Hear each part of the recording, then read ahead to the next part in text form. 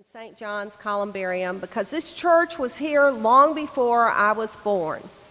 It's the church where in the 1930s, people offered comfort and respect to my grandmother, a young divorcee from Arkansas who had come to Memphis to make a new life for herself and her daughter. I'm buying a niche in our columbarium because I want to rest in a place where I am known, where Anna and Sarah Michael can come and say, "She taught me Latin." Vincent and Sophie can smile and say, "Well, she told us that taking Latin was non-negotiable. We thought we had to take it, but we did love it." And Louis Francis and Agnes Baker can say, "She was our church aunt." And someone else may well remark, "Did she really threaten to chain herself to a tree? Did she ever actually do it? And why on earth?" I am buying a niche in our columbarium because I know that the good people whom I remember being here in this sanctuary, among them Leroy and Ann Heidinger, Luther and Lucy Underhill, Ralph Talbert, Helen still being with us, and Earlene Matthews here with us, gave continued life to a church that has stood through trials and tribulations and triumphs.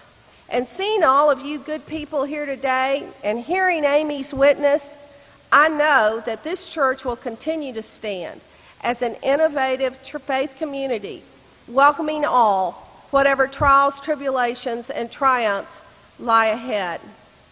I'm buying a niche in this columbarium because it reflects my core belief that we were put here on earth to be good stewards of what God has given us. Environmentally, a columbarium is a much kinder and earth-friendly burial. It's also a good use of our resources. It will take a space seldom used and turn it into an outdoor sanctuary, a place of comfort and a place for meditation and prayer. I'm buying a niche because my 97-year-old mother, Jenny LaFawn, told me to. It is in her heart that God planted this seed and this vision well over 10 years ago. Thank you. It was right back there about 17 years ago that Jenny LaFawn said, "Hey, Jeff, I want to be buried here at St. John's. I want this place to be my final resting place." This idea was floated past the Council on Ministries, the Board of Trustees, the Finance Committee, all with the approval, with one caveat. This is different. This is not a gift to the church. This is not a donation to the church. There's no tax deduction here. You're buying something for yourself. You're buying something that you're going to receive. This is a purchase. It's an individual purchase, a purchase for your final resting place. The physical structure will be right out there in that courtyard. It's about 40 feet long. On either side, there are 100 niches that can hold your remains. In between them is a memorial plaque, a memorial wall.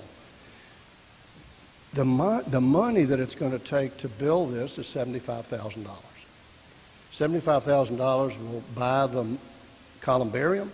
It will pay for the construction company to come in and build it for this beautiful outdoor space. A niche can hold 2 urns. The cost of a niche is $3,000. If you divide that by 2, put 2 urns in the niche, that's $1,500 a piece. When I looked at my research of having yourself inurned in a columbarium at a commercial cemetery, the cost is north of $14,000. Where this is a fraction, a small fraction, it's a great value. When 25 of us are necessary on this initial approach to 25 people at $3,000 is going to get us to $75,000. This is a self-sustaining event. We're not looking for the church for the money. We're looking for us to come together if you want this to be your final resting place.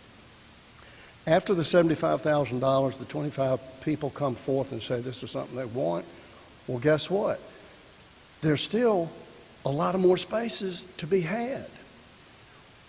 The total amount of income to the church is $350,000 that we're going to be the repository of, $350,000 of which is going to cost us $75,000 in the initiation. The $275,000 left over is going to be held by the endowment fund for the perpetuation for the church. $275,000 at a 5% interest every year, that money's going to throw off better than $13,000 to go into the general operating budget. Okay, our bodies are gone. They're just right out there in a place where we worship, but our souls and our spirits are going to live on, just like the endowment. It works together. Here's a pictorial of the Columbarium. We've got packages outside that has all the information available. I'm going to be out there to answer any questions. Have your questions, and I'll answer them the best of my ability. Dawn will be there, hopefully Patty as well. Please humbly, consider this as we move forward, and I look forward to talking to you today or in the near future. Thank you.